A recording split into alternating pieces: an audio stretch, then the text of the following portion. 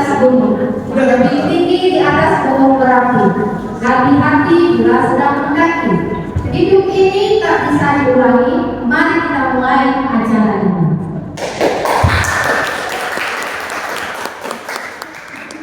Berlibur ke Tanjung Pinang naik kapal selam.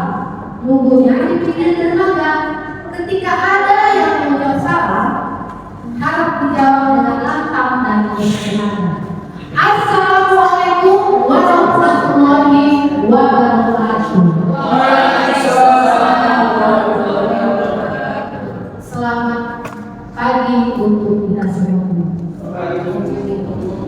Yang terhormat Bapak Kepala Sekolah SMK Negeri 1 Kisaran, yang terhormat Bapak Ibu CDP hebat, yang kesini Bapak Sofian Ardi SPD, Ibu Apni Mudarsi SPD, Deprianita Teguh SPD, dan Ibu Nurainun Pandai SPD. Alhamdulillah, mari kita berdoa syukur, ya, kembali kita bersyukur kehadirat Allah Subhanahu wa Ta'ala, Tuhan yang Maha Esa, di mana pagi hari ini kita masih diberikan kesehatan, kesempatan berkumpul di ruang kita yang sejuk ini dalam acara desiminasi budaya positif CDP Angkatan 10 Kabupaten Asahan. Sebelum memulai acara ini, perkenalkan saya sebagai moderator Siti Hawa Sureda akan membacakan materi membacakan pembukaan pada hari ini. Yang pertama, pembukaan oleh saya sendiri. Yang kedua, menyanyikan lagu Indonesia Raya oleh Ibu Retna Malau. Yang ketiga, sambutan oleh Kepala Sekolah SMK Negeri 1 Kisaran. Yang keempat, pembacaan doa yang dibacakan oleh Bapak Purwadi SPD. Yang kelima, pemaparan materi oleh Bapak Ibu CDP hebat.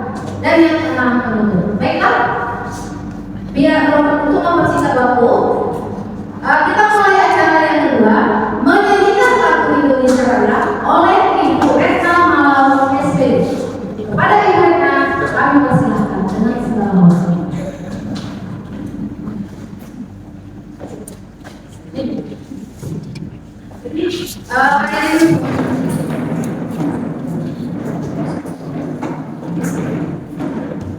Hiduplah Indonesia Raya, Indonesia. Indonesia airku, tanah tumpah di sana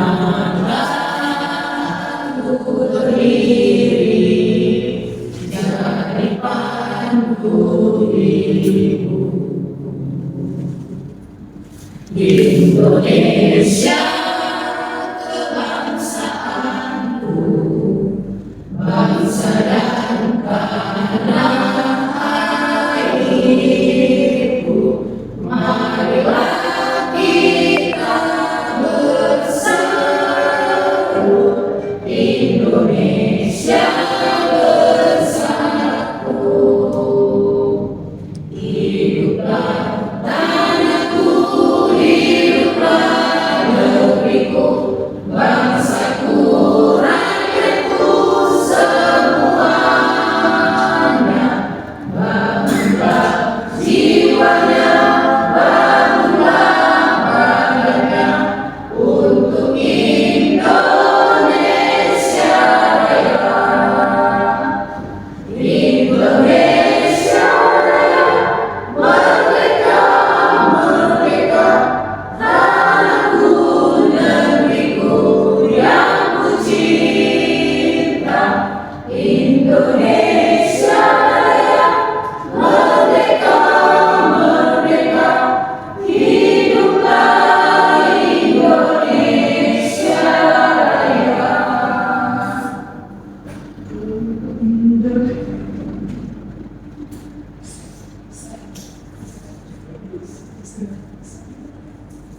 Baik, hadirin silakan duduk kembali.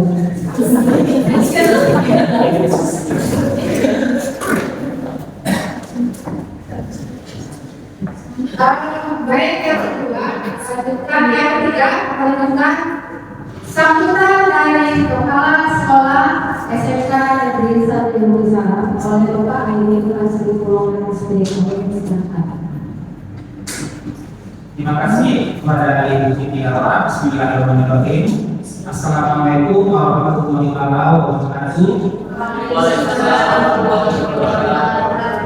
Selamat pagi dan menjelang siang.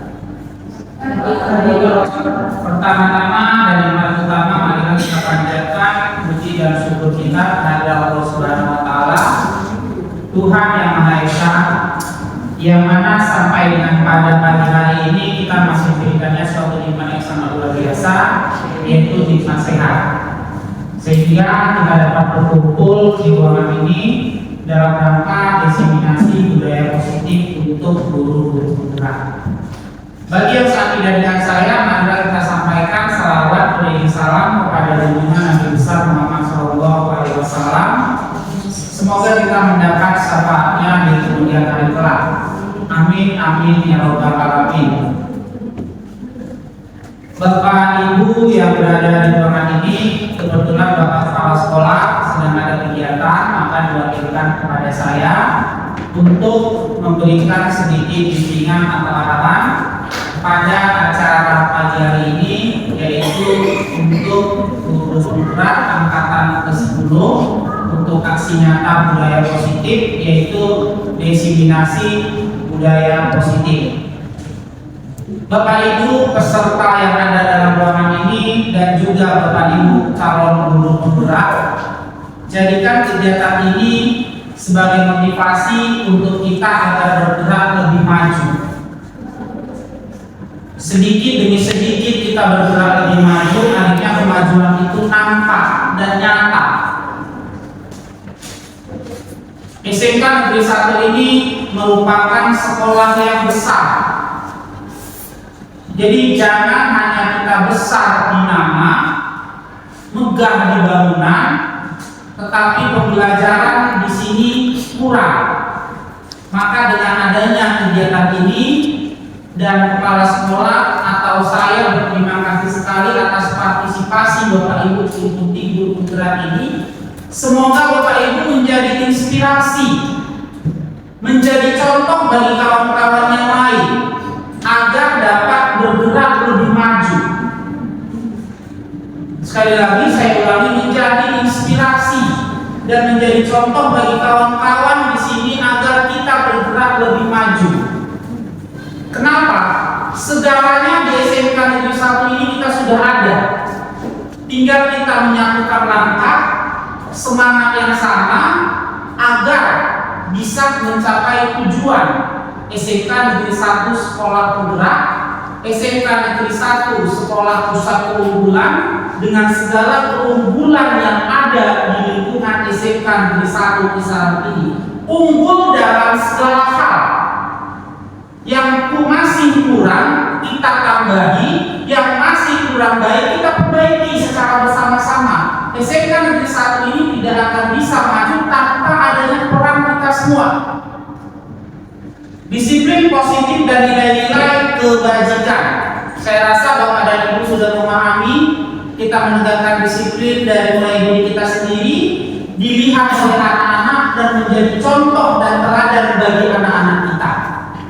Semoga kegiatan ini menjadi inspirasi bagi kita semua untuk menularkan benih-benih kebaikan, benih-benih kepintaran, benih-benih yang lain yang bernilai kebaikan untuk seluruh warga sekolah. Terima kasih kepada guru penggerak angkatan ke-10.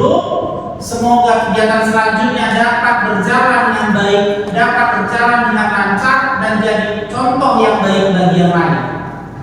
Sekali lagi, terima kasih, tetap semangat, tetap berbuat yang terbaik, lakukan perubahan di sekolah ini, satukan gerak, satukan langkah untuk SMK Negeri 1 yang lebih maju. Sekali lagi, selamat dan sukses. Kita ikuti kegiatan ini dengan baik, kita ambil hikmah dan kita ambil ilmu. Billahi taufiq wal hidayah. Assalamualaikum warahmatullahi wabarakatuh. Waalaikumsalam. Terima kasih kepada Bapak Edwin Lingkungan pembimbingan yang diberikan kepada kita.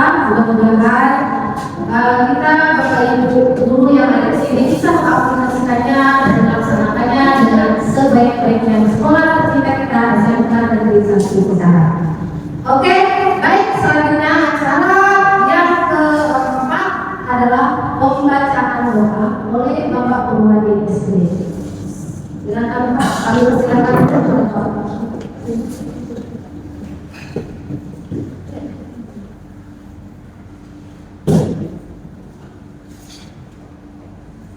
Assalamualaikum warahmatullahi wabarakatuh. Baik Bapak Ibu, untuk menjadikan pada acara pagi ini, marilah kita berdoa, menundukkan kepala dan bersanding kepada Tuhan Yang Maha Esa. Doa yang akan saya bawakan adalah doa menurut ajaran agama Islam. A'udzubillahi minasyaitonirrajim. Bismillahirrahmanirrahim. Alhamdulillahirabbil alamin wassalatu wassalamu ala asyrofil anbiya'i wal mursalin wa ala alihi washabbihi ajmain. Allahumma ya Allah, ya Tuhan kami, dengan mengucapkan puji dan syukur kehadirat-Mu atas segala rahmat dan karunia-Mu yang telah Engkau limpahkan kepada kami. Pada hari ini kami hadir di sini, kiranya Engkau memberi berkah dan ridho-Mu dalam acara yang kami laksanakan ini. Jadikanlah acara ini sebagai majelis ilmu yang bermanfaat, yang membuahkan hasil bermanfaat bagi kami. Allahumma ya Allah, ya Rabbana, acara ini tujuan tidak lain hanya untuk memperoleh ridho-Mu.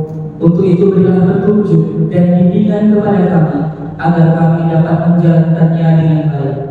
Allahumma ya Allah, ya Karim, jadikanlah kami semua yang hadir di sini memiliki sifat amanah, karena kami yakin dengan amanah akan mendatangkan ridho-Mu. Ya Allah, hanya kepadamu kami memohon dan hanya kepadamu kami meminta pertolongan. Anugerahkan kepada kami tekad, kekuatan, keikhlasan, lindungan dan bimbingan untuk bekerja dan berkarya demi pengabdian kepadamu, ya Allah, ya Tuhan kami. Rabbana atina fid dunya hasanah wa fil akhirati hasanah wa qina adzabannar. Subhana rabbika rabbil izzati amma yasifun wa salamun alal mursalin walhamdulillahi rabbil alamin. Assalamualaikum warahmatullahi wabarakatuh.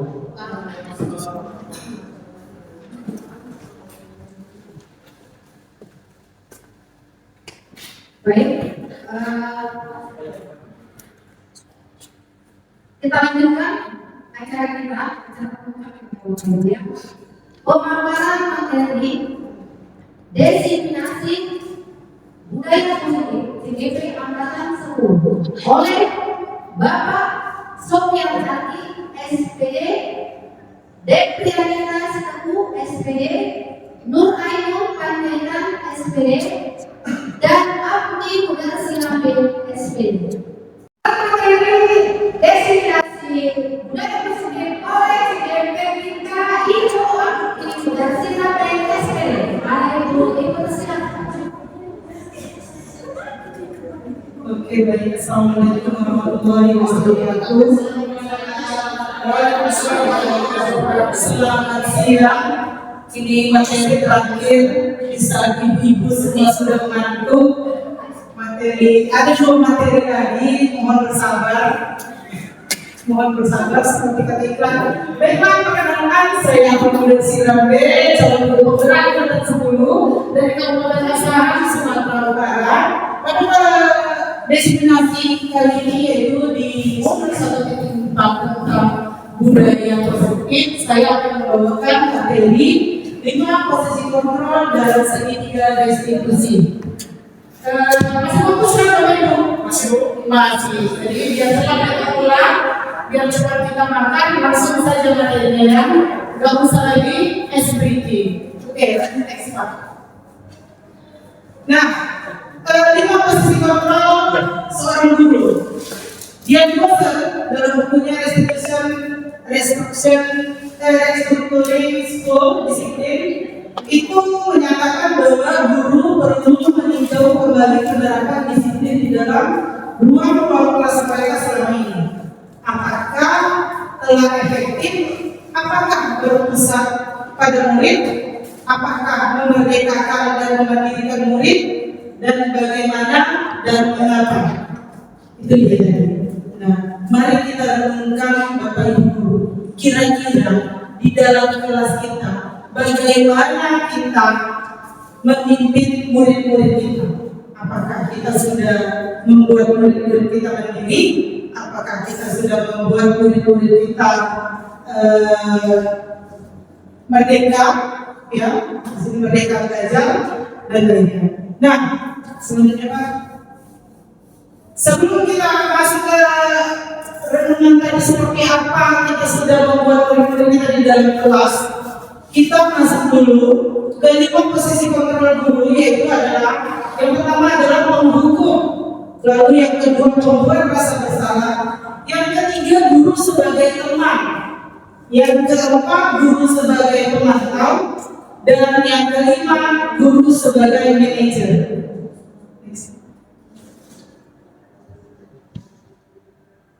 Nah, ini ada guru sebagai penghukum, Bapak Ibu. Ini kita kondisikan kira-kira, kita menjadi imajinasikan saat kita mengajar kira-kira kita seperti apa. Contohnya nih, penghukum. Biasanya seorang penghukum nada suaranya tinggi, bahasa tubuhnya mata melotot, ya, dan jarinya menunjuk-nunjuk menghardik. Contohnya, misalnya nih, ada murid yang terlambat, ini bukan menyindir bu media ini, tapi memang kayak gini kan kita bunyi, ya, rasa gitu.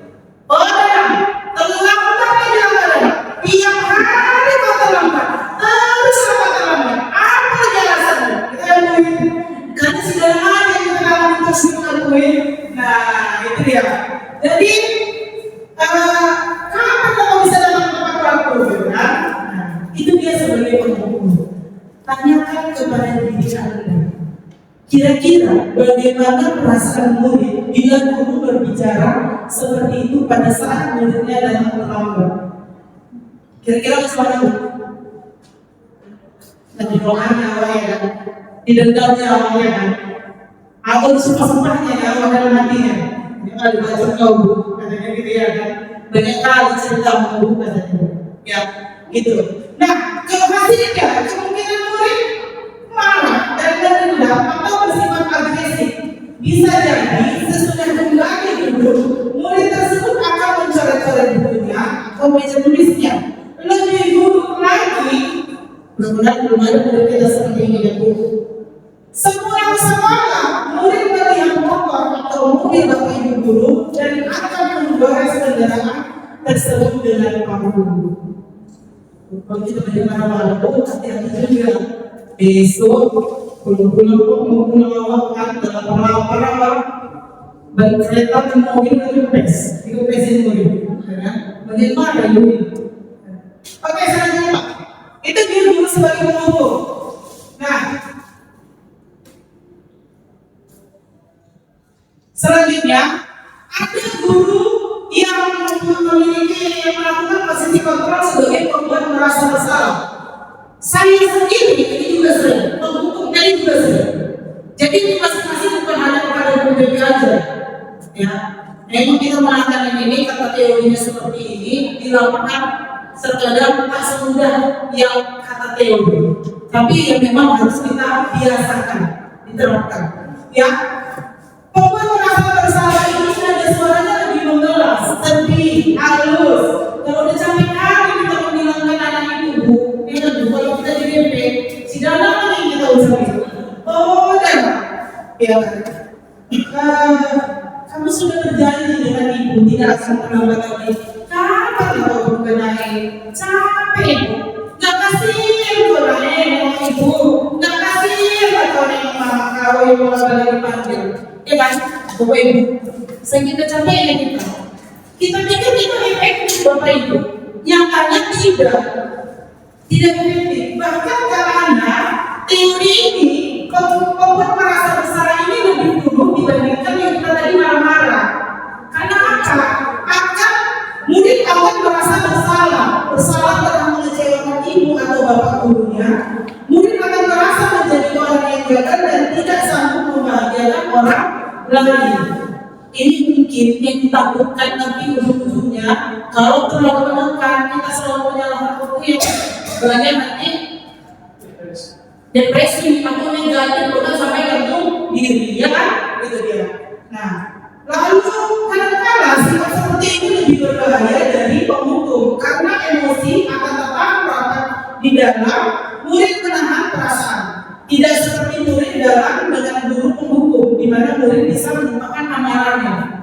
Kalau di sini kadang kalau teman marah, dia langsung aja dilawannya.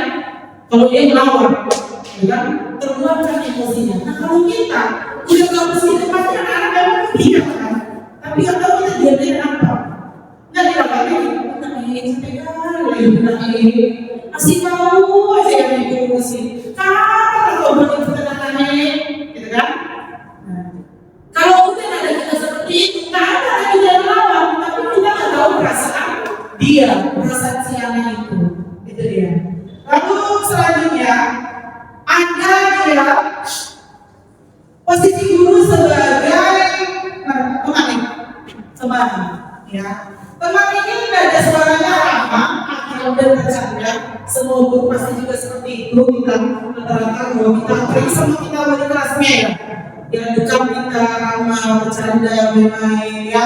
Bahasa tubuhnya merawat pada murid, mata dan senyum jenaka. Ada kasusnya ini, Adi, ayolah, si Adi,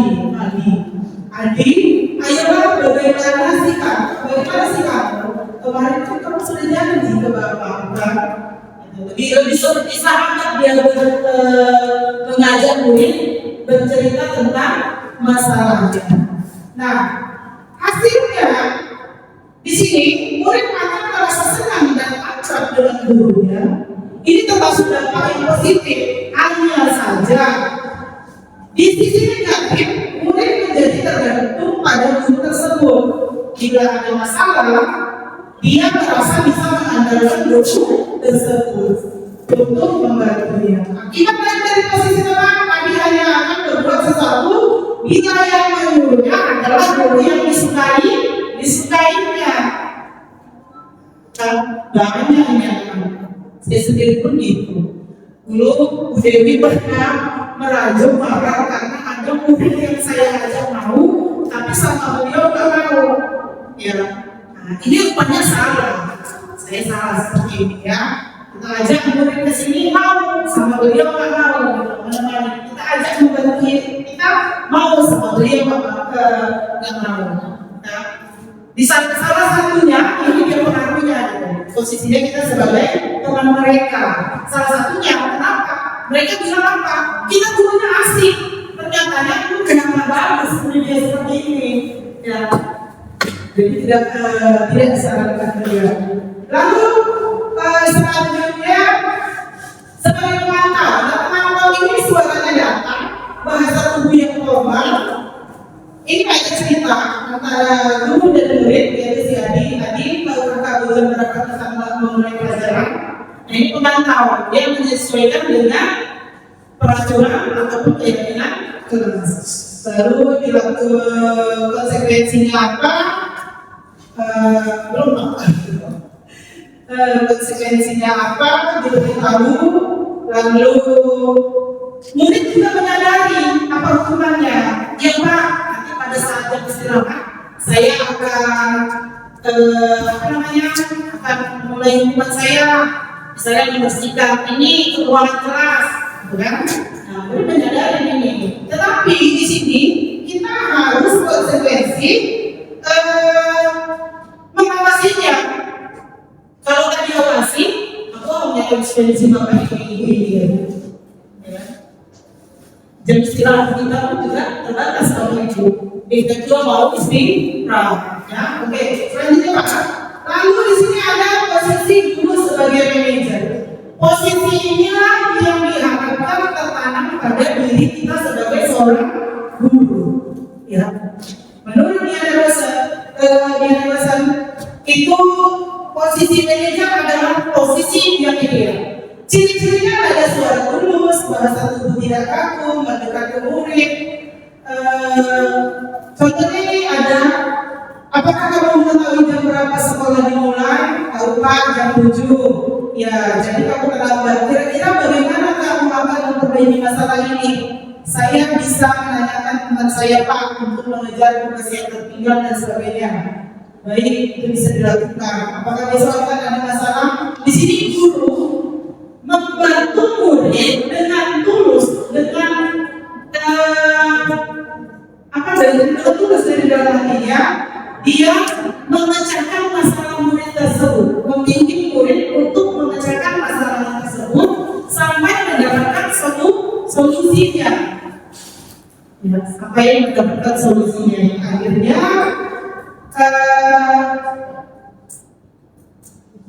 pada posisi manajer, maka suara guru sebaiknya tulus, tidak perlu marah, tidak perlu meninggikan suara. Apa itu menunjuk jari ke murid, berkaca pinggang atau bersikap seolah-olah menyesal, maka sedih sekali akan perbuatan murid ataupun bersedih menempatkan diri sebagai teman guru. Fokus pada diri murid, bukan untuk membahagiakan guru atau orang tua. Jadi di sini kita memfokuskan murid, kau berhasil harus kalau orang tua tidak. Bukan untuk membahagiakan gurunya, tapi untuk memperbaiki diri si murid sendiri. Dia sadar dia harus berhasil untuk siapa, untuk dia. Itu dia. Ya. Lalu bila guru mengambil posisi namun pada posisi manajer itu akan mengembalikan tanggung jawab pada murid untuk mencari jalan keluar permasalahannya, tentu dengan bimbingan guru. Ya. Ini dia. 5 posisi kontrol sebagai seorang guru. Di mana kita berada Bapak? Sama-sama yuk kita memperbaiki diri kita. Kami orang-orang bukan mengajari, tapi ini apa yang kami dapat di dalam pendidikan guru penggerak ini. Kami berusaha menyampaikannya agar kita sama-sama berubah. Targetnya apa? Targetnya nggak instan, nggak sekarang Bapak. Tapi untuk Indonesia emas 100 tahun Indonesia merdeka. Makanya program ini digerakkan dari sekarang. Karena apa? Anak-anak kita yang sekarang inilah yang akan menjadi nanti generasi emas di 2045 nanti. Itu dia. Jadi kuncinya tidak saat ini, kuncinya memang kata sabar. Kita mendidik anak ini tidak seperti membuat kue. Ketika kita buat kue, hasilnya langsung ada. Kita membuat baju, hasilnya langsung ada. Tidak, hasilnya langsung nampak. Tidak. Yang bahkan guru TK atau guru SD yang menuai siapa? Ketika dia mengajari yang bagus, menuai adalah kita di guru SMK. Nah, kita di sini di tingkat yang paling tinggi untuk pendidikan dasar, kita berharap nanti yang menuai adalah apa? Negara kita, bangsa Indonesia. Bahwasanya kita bisa menciptakan generasi emas nanti pada 2045. Selanjutnya, di sini ada pertanyaan Bapak Ibu, atau pas, atau sudah paham, atau saya terlalu cepat, karena memang kondisinya ini udah juga siang ini. Siang. Kemudian ada masalah Bu. Oke, baiklah. Aku masih Pak. Kita masuk ke materi yang kedua, terakhir untuk saya, materi kedua untuk saya, tapi ini materi terakhir, yaitu segitiga restitusi. Ya, apa itu segitiga restitusi? Nah, ini sambungan lagi Bapak Ibu dari restitusi 5 posisi kontrol ke segitiga restitusi. Di sinilah kita mempraktekkan posisi sebagai manajer tersebut. Ya. Segitiga restitusi ini adalah suatu proses dialog yang dijalankan guru atau orang tua agar dapat menghasilkan murid yang mandiri dan bertanggung jawab. Itu dia segitiga restitusinya. Oke, selanjutnya Pak. Ini dia bentuk segitiga restitusinya. Di mana yang paling mendasar kita harus menstabilkan identitas. Ya, ketika anak datang tadi terlambat, udah berapa kali lagi datang terlambat. Ya buku mungkin saya sekarang praktek restitusi segitiganya ini sama sedana. Ya, masalah dia terlambat datang tiap hari. Jadi saya videokan dia sama dia. Nanti kalau dia ini lagi saya buatkan dulu lagi video sama dia. Ya, jadi kita stabilkan identitas. Ya, di sini setiap orang kita bisa terlambatnya? Ibu dengar laporan dari Ibu BP kamu terlambat. Seingat kamu udah berapa kali kamu terlambat? Udah berapa kali Ibu?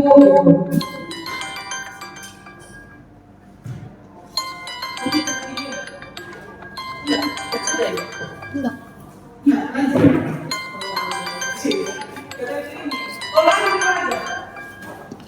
Oke, di sini stamina identitas ini kita ketika dia melakukan mengatakan saya kenapa kamu terlambat, saya bangunnya kesiangan Bu, kenapa bangunnya kesiangan? Iya karena saya tadi malam begadang. Ya, nah di sini kita bisa mengatakan kepada anak, oke wajar kalau kamu begadang tadi malam. Ibu juga, kan? Setiap orang pasti pernah melakukan kesalahan. Kamu bukan satu-satunya yang pernah melakukan ini. Ibu juga. Tapi begadang itu bukan tiap hari, kan? Begadang itu tiap hari pasti ada keperluan. Dan diusahakan apa saat begadang, saat kita memang harus begadang mengerjakan tugas atau ada sesuatu yang tidak bisa dihindarkan, maka tuntunlah murid untuk memberikan solusinya. Apa solusinya? Yaitu nanti di validasi tindakan yang salah. Oh itu nanti. Oke, kita masuk ke validasi tindakan yang salah. Ya, di sini kita bisa menggunakan kata-kata kamu tentu punya alasan mengapa melakukan itu, mengapa terlambat. Tadi misalnya, oh iya Bu, mama saya main handphone, kan? Lalu adakah cara yang lebih efektif untuk mendapatkan apa yang kamu butuhkan? Saya main handphone Bu. Nah kita beri apa namanya validasi tindakannya salah atau benar. Main handphone begadang itu benar nggak? Datang terlambat sesuai nggak dengan ini keyakinan? Dan lalu masuklah kita ke dalam menanyakan keyakinan. Tadi saya menanyakan keyakinannya. Yang ketiga, jadi keyakinan kelas apa ini sebelumnya sudah disebut juga dalam segitiga diskusi ini tadi sudah dibahas keyakinan kelas oleh Guru Rainbow. Sebelumnya ini kita bisa menanyakan keyakinan kelas kalau di kelas kita sudah ada keyakinan kelas. Contohnya di sekolah kita juga sudah ada peraturan atau keyakinan sekolah. Nah, kan tidak sesuai itu. Jadi kita tanyakan, datang terlambat itu benar nggak menurut peraturan kita, menurut keyakinan kita? Datang terlambat benar nggak? Enggak. Jadi benar-benar murid ini harus disadarkan di sini. Lalu di sini juga harus kita berikan dia solusi. Solusinya apa? Siapakah yang bisa ibu hubungin di rumah? Bagaimana kita kasih murid ini untuk memecahkan masalah? Kira-kira apa pemecahan masalah ini supaya anda terlambat? Bisa jadi dia bilang, saya punya terlalu Bu. Selain itu apa? Jangan satu solusi aja. Selain itu apa? Oh, saya minta Bu, mama saya atau kakak saya untuk membangunkan saya lebih awal supaya saya nggak datang terlambat. Oke. Lalu kita buatkan lagi, baik. Ibu akan menghubungi mamamu atau kakakmu atau siapapun yang ada di rumah agar bisa membangunkanmu lebih awal agar tidak terlambat lagi datang ke sekolah.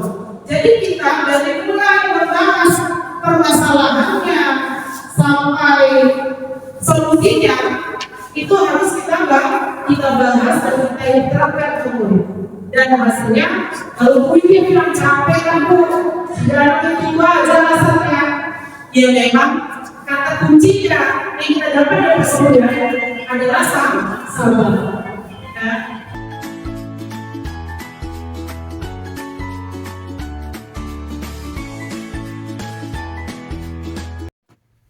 Danang, tadi Ibu mendengar dari guru piket, katanya Danang sering datang terlambat ya Nang? Iya Bu, Menurut ingatanmu, sudah berapa kali kamu datang terlambat? sudah 5 kali Bu. Nah, sering terlambat itu suatu kesalahan bukan? Iya Bu, Baik, berbuat kesalahan itu manusiawi. Setiap orang pasti pernah buat kesalahan. Yang penting kita bisa belajar dari kesalahan tersebut dan berusaha untuk memperbaikinya. Setuju Nae? setuju Bu. Oke, Danang, kita cari solusinya bersama ya. Iya Bu, Danang sering datang terlambat, pasti punya alasan. Kira-kira apa alasannya kenapa Danang datang terlambat, Ayu? Karena saya sering bergadang sambil main HP, Bu, jadi kurang tidur. Sehingga saya susah bangun tepat waktu, Bu. Oke, kamu tahu keyakinan kelas yang kita sepakati? Tahu, Bu? Kalau terlambat datang ke sekolah sesuai dengan keyakinan kelas kita enggak? Tidak, Bu. Eh, Menurut kamu keyakinan kelas apa yang sudah kamu langgar? Disiplin, Bu. Nah, menurut kamu disiplin itu penting tidak untuk kamu? Penting, Bu. Karena membuat saya datang ke sekolah tepat waktu dan bisa menghargai waktu, Bu. Benar sekali. Menghargai waktu itu penting dan sangat bermanfaat untuk kita. Seperti kita dapat menghargai orang-orang yang ada di sekitar kita, pekerjaan jadi tidak menumpuk, dan kita juga dapat melatih rasa kepedulian. Iya, Bu. Saya menyesal sudah sering terlambat. Saya mohon maaf ya, Bu. Ya, Nae, sikap yang sangat baik sudah kamu lakukan dengan cara meminta maaf. Menurut kamu, apa yang kamu lakukan agar kamu tidak terlambat lagi datang ke sekolah? Saya akan tidur lebih cepat dan tidak bergadang lagi agar tidak datang terlambat lagi ke sekolah, Bu. Baik, dan kamu sudah menemukan solusinya, dan ibu akan bekerja sama dengan orang tua kamu agar kamu tidak lagi datang terlambat ke sekolah. Sekarang silakan kembali ke kelas ya, Nak. Terima kasih, Bu. Assalamualaikum warahmatullahi wabarakatuh. Nama saya Ardanang, kelas 11 Bisnis Retail 2. Terima kasih ya Bu Apni. Saya senang sekali diajak berdiskusi dengan Bu Guru untuk menemukan solusi atas kesalahan yang telah saya lakukan. Saya tidak akan bergadang lagi dan akan tepat waktu hadir di sekolah. Vira, tadi aku dengar laporan dari ketua kelas, katanya kamu habis bertengkar ya dengan Andre. Iya Bu, habisnya saya kesel sih. Kenapa kesal, Nak Nene? Andre terus mencontek hasil pekerjaan saya Bu, bukan hanya saya, tapi juga tugas-tugas yang saya kerjakan selalu contek sama dia. Oh, begitu. Ya wajarlah kalau kamu kesal. Jika ibu pun ada di posisi kamu, pasti ibu juga akan berbuat hal yang sama. Iya Bu, Lalu apa yang kamu lakukan terhadap Andre? saya marah-marah Bu, saya maki-maki dia dan tanpa sadar saya mengebrak mejanya. Oh, begitu. Pasti kamu berbuat seperti itu ada alasannya kan? Iyalah Bu, masa saya diam aja? Saya kan udah susah payah mengerjakan soal, tapi Andre hanya mencontek, tidak mau berusaha sendiri. Ya wajarlah kalau kamu merasa marah karena tidak rela pekerjaanmu dicontek begitu saja. Ibu sangat menghargai tindakan kamu yang tidak berbuat lebih buruk daripada itu. Misalnya sampai memukul. Sekarang coba kita pikirkan, tindakan kamu marah sampai menggebrak meja itu apakah sesuai dengan keyakinan kelas kita, Nak? Tidak Bu, Menurut kamu keyakinan kelas apa yang yang kamu langgar? saling menghormati teman Bu. Oh iya betul. Menurut kamu saling menghormati teman itu penting tidak bagi kamu? Baik, kalau menurut kamu itu penting, jadi keyakinan apa yang harus kamu lakukan pada saat kamu sedang marah? Harus lebih sabar Bu. Kamu bersedia memperbaiki masalah ini, Naim? Bersedia Bu. Oke, apa yang kamu lakukan untuk memperbaiki masalah ini? Saya harus lebih bersabar dan menahan amarah saya. Kalau ada teman yang mencontek, saya akan melaporkan ke wali kelas atau ke guru mata pelajarannya, Bu. Iya, tepat sekali tindakan kamu kira. Tetap semangat ya. Sekarang silakan kembali ke kelas. Ya, Bu, terima kasih ya, Bu. Iya, sama-sama. Assalamualaikum warahmatullahi wabarakatuh. Saya Vira dari 11 Bisnis Retail 2. Saya senang sekali diajak berdiskusi dengan Ibu Guru untuk dapat mengendalikan diri dari amarah karena perilaku teman saya. Saya harus banyak belajar bersabar dan dapat menghormati teman-teman. Terima kasih. Wassalamualaikum warahmatullahi wabarakatuh. Oke, demikian pemaparan saya hari ini. Sampai di sini Bapak Ibu. Ada yang ingin dipertanyakan? Sudah lewat? Oke, semoga apa yang didapat dari pendidikan guru penggerak ini bermanfaat. Terima kasih atas kehadirannya. Saya ucapkan terima kasih dan saya kembalikan ke moderator.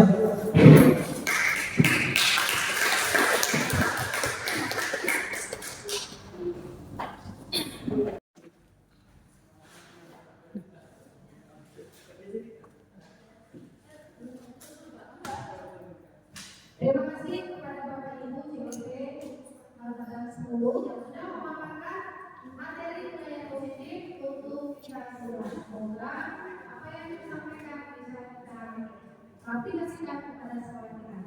Untuk pengurus hari ini saya simpulkan sebagai pendidik generasi masa depan, mari kita belajar dan ini dalam mewujudkan impian dan misi kita untuk bergerak maju dengan keyakinan dan keberanian untuk menciptakan perubahan yang positif bagi lingkungan sekolah kita SMK Negeri 1 Kisaran yang tercinta ini.